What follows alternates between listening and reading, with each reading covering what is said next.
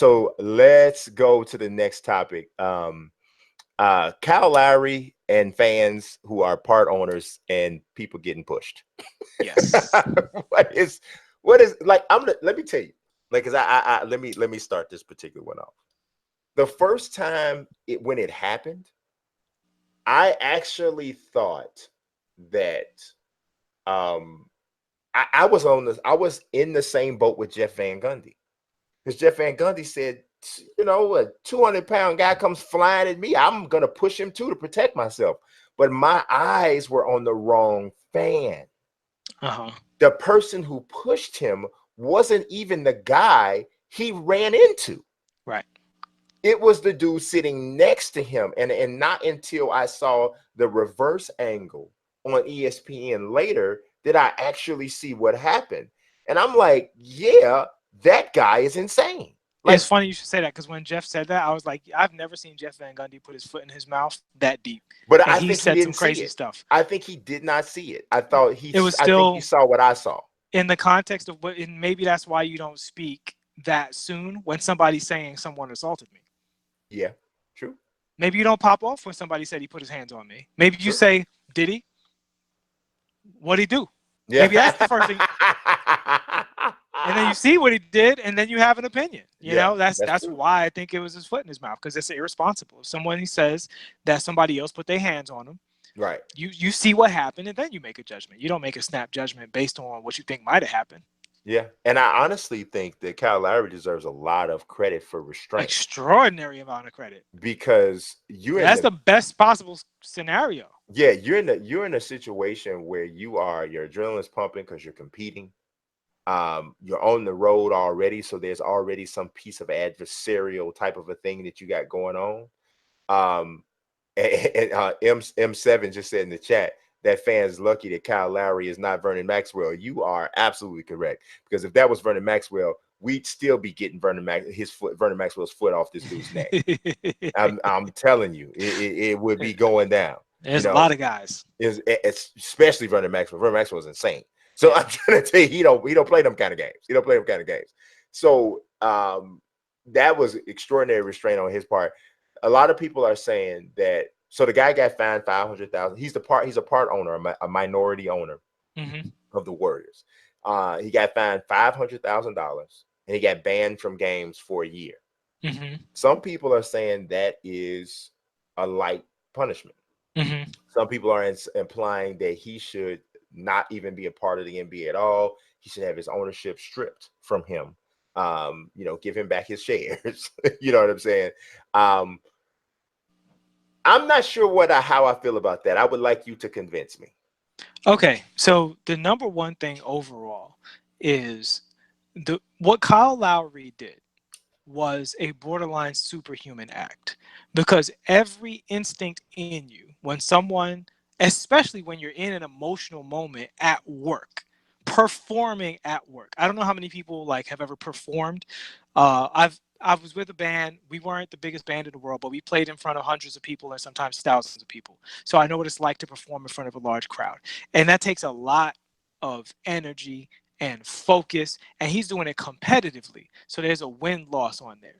And someone outside of that comes and pushes you while you're already in an emotional state. He's not sitting down, head on his shoulders, having lunch or doing his taxes. He's in an extremely heightened emotional state. And this person puts their hands on you. It is the most natural and frankly appropriate response to put your hands right back on them, especially when, as Steven Jackson said, the fight is rigged. There's no way that man can survive a fight against Kyle Lowry. So all you doing is it's just a process, a 1, 2, 3. You ain't doing that to me. So for Kyle Lowry to not only not respond, but to appeal to the referees, elocute what happened, emphasize what happened. So he did what he did his part, which was to appeal to the authorities. And then he went back and did his job and did it very well. And then after the fact, did not slander the guy or the fans, or even later after he found out the Warriors organization, he kept it to that guy. Kyle Lowry gets an A+ grade on his performance. Now it's up to the NBA. If you expect these people to be superhuman in their response to adversity, then you are saying you don't protect yourself, we'll protect you. And now the burden is on you to show that this is without, beyond a shadow of a doubt, zero tolerance. If you can kick that racist in Utah out for saying racist things to Russell Westbrook, you definitely have to strip this owner of all, you know, responsibilities and entitlements with the NBA that he could possibly have. He is to be disassociated. I don't even want you buying a jersey from Modell's. You are done. You done. Oh, I don't want you buying no jersey. No, put it down. Put yours down. Put yours down, homie. You don't get it. And I think that's the NBA's responsibility. Not only just if we keep it to those two individuals, just if nothing, if there was no possibility of that extending beyond that, that's one thing. But this is also a forest fire situation where that guy lit a match in a dry forest and it just didn't happen to ignite. The NBA has been trying to prevent the malice in the palace from repeating itself for a long time.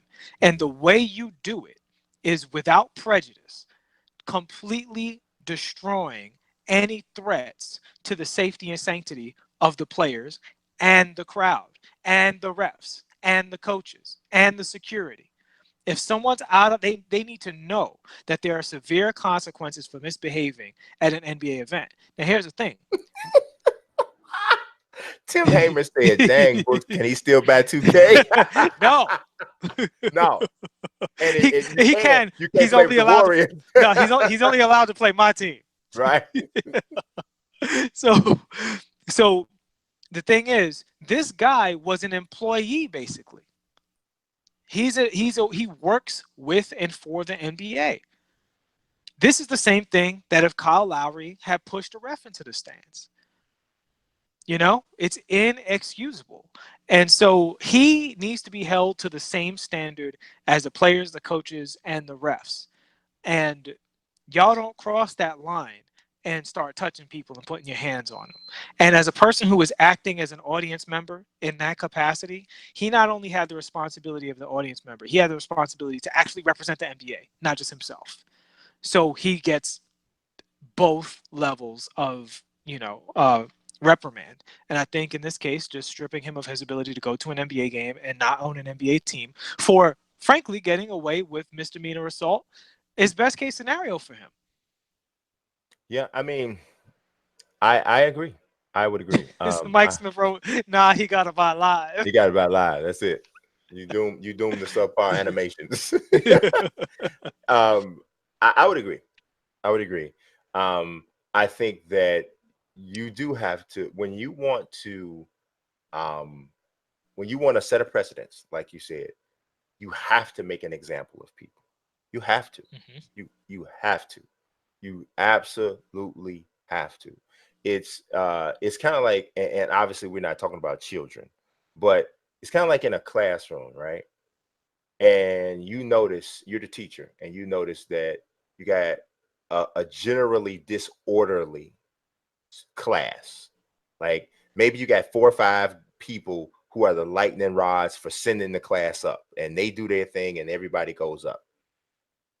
If you want to get control of that class, you have to levy serious punishments on the offenders so that the pretenders and the second class people, the people who will come after the more aggressively misbehaving people, will see that and go, I don't want that smoke. Mm-hmm. I don't want that smoke.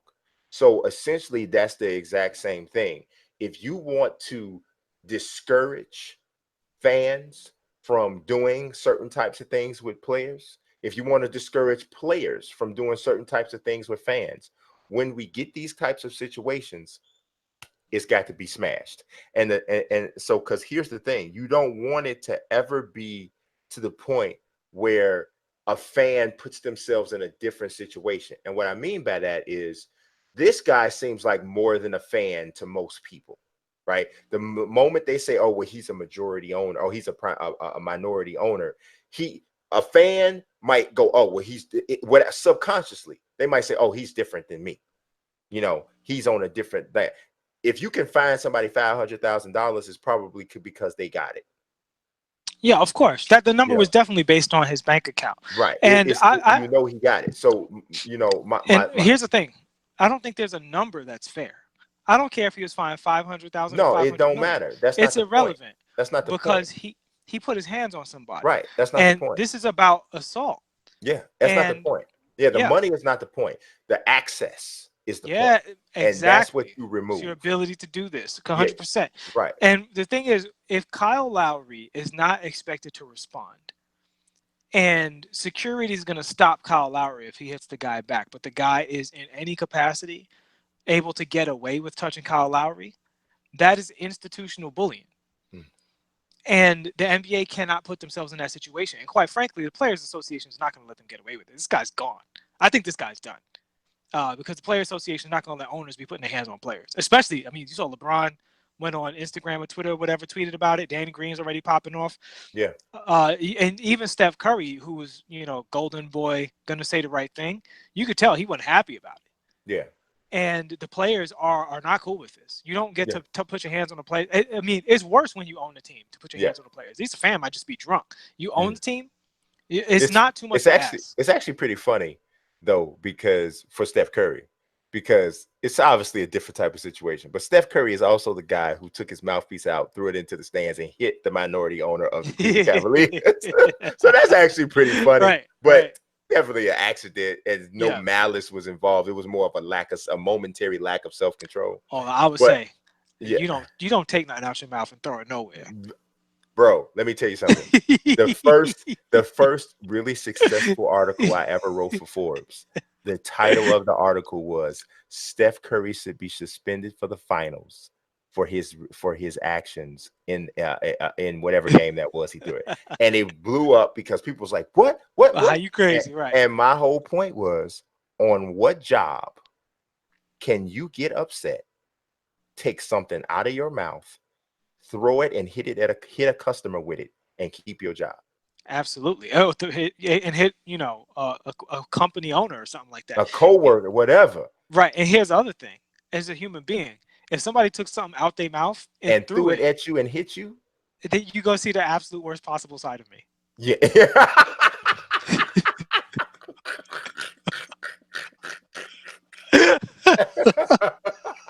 You're gonna meet the side of me that's only good at one thing and it's terrible at everything else.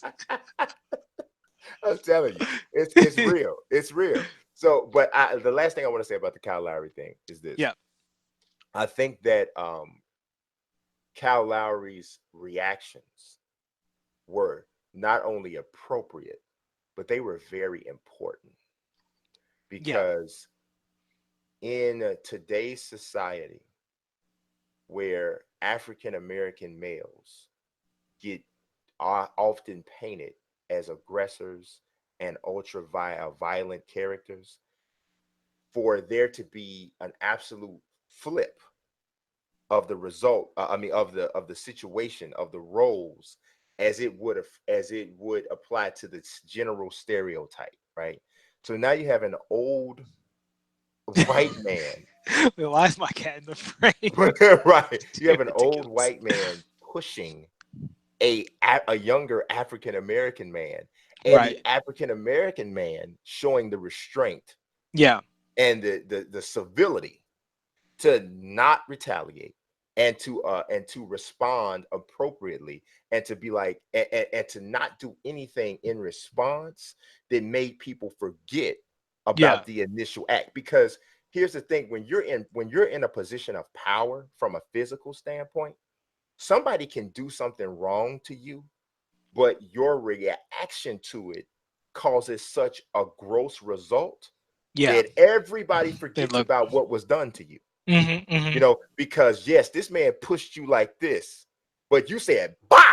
Right, and now you collapsed the whole left side of Mr. Stevens's face. Absolutely. And now nobody's talking about the fact that you got pushed. Everybody's talking about the fact that you just broke this 65-year-old man's face. but he didn't do that. Right. He handled it the right way, and he kept all of the blood on the hands of the person who actually Well, was wrong. he handled it the superhuman way. I still say, in terms of the right way, maybe it's just the way I was brought up. But if Oh, somebody I was puts, brought up that way too. You touch me, yeah, I like get to hit the right way. Now is my turn. Is the right way. you. Right. Are you done? Because now I get to Right. go. No, but I do think there's something to be said for having um Oh, stellar. having He's a yeah, he's a like that. I like think I he should be actually do celebrated. think I actually Yeah. do think what he did was right. Yeah, Um, yeah. I think what he did was right. Because he wasn't in any actual physical danger. He was disrespected, and there's a difference, Yeah, right? yeah. When you're in physical danger, and that's what it means, protecting yourself, right? So if he had hit that guy back, it wouldn't have been because he was protecting himself. It would be because you pissed me off and you deserve this. That would have been that would have been what it was. Because It depends, because there's an old thinking, and this is admittedly, old cowboy thinking, which evolved into like hood thinking. But it's the thing of, if you let them get away with this, then they're gonna think it's okay, and they're gonna do it again, and then it's gonna escalate from there. So you got to stamp it out when it happens, and that's the nature of overcompensated retaliation comes from. mhm, Yeah, it's the same thing we're talking about with the NBA. Now, the one thing I disagree with the teacher analogy, even though generally I agree, mhm, is the teacher might over punish for the crime to make an example. Whereas in this situation, I think whatever, like him being completely dismissed from all NBA activities is appropriate. I yeah, think that's not an example. That's what happens. As an owner, it's totally okay for you to feel that if you put your hands on a player, you're done. yes, no, No yeah, problem, right, hands clapped, right? So, and and if that's not necessarily over retaliation. If Kyle Lowry would have hit that dude with a Shoryuken and a hurricane kick, that would be over retaliation, because like you said, you got a 6 foot, 190 pound, young man in the prime of his life versus a 60-something-year-old guy who looked like he ain't, lift nothing and heavy in a while.